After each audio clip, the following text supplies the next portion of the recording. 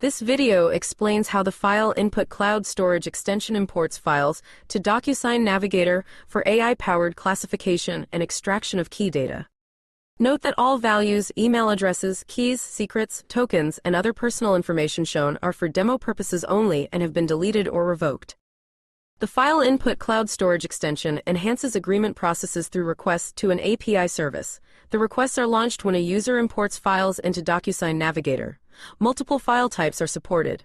A file input solution can be tailored to your cloud storage system's requirements. Before we dive into the technical details, let's take a look at file input in action.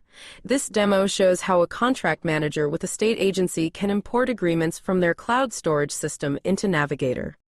First, the user launches an upload and selects the extension app. Next, the user selects a connection to the external service. To locate files for import, the user selects a drive.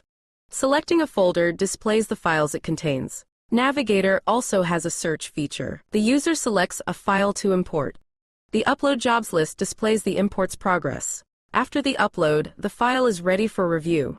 The user can check the AI-extracted data and update it as needed. The File Input Cloud Storage extension's actions are triggered when a user is working in Navigator. Each action corresponds to a request from Docusign to the external API service. If the extension app implements the optional list drives action, selecting a connection triggers the action to retrieve a list of drives. This is the request body that Docusign sends to the external service. The response includes the name and ID of each drive. Here, the Navigator user selects a folder. This triggers a list directory contents action. Here's the request body. It includes a parent ID that corresponds to the selected folder. The response contains the files in the selected folder, including their names, types, and modified dates. Navigator displays this information in the file list. The Navigator user enters a search string to locate files to import. This triggers the search action. This is the search request that Docusign sends. The search query property contains the user-entered search text. The external service responds with a list of folders and files whose names match the search text. Navigator displays the matching entries. When the user selects a file to import, the Get File action is triggered. The request body includes the ID of the file to import. This ID was returned in the response to the list directory contents request. The request has a base 64 encoded X Docusign session header.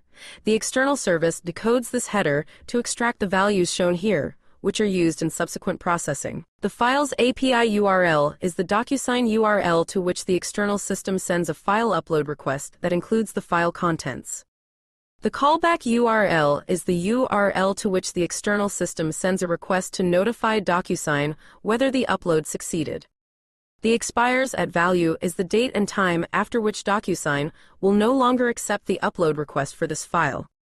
The session token is unique to the Get File request and must be provided in the authorization header of the upload and callback requests to Docusign. On receiving a Get File request, the external service returns a synchronous response with an empty response body. The external service sends an upload request to Docusign to provide the file contents. The upload request is sent as a post to the URL extracted from the header of the original Get File request from Docusign. The upload request's authorization header includes the session token extracted from the Get File request. The request body contains the file contents as a stream of raw bytes. For this demo, the contents are logged to the terminal as a base 64 string.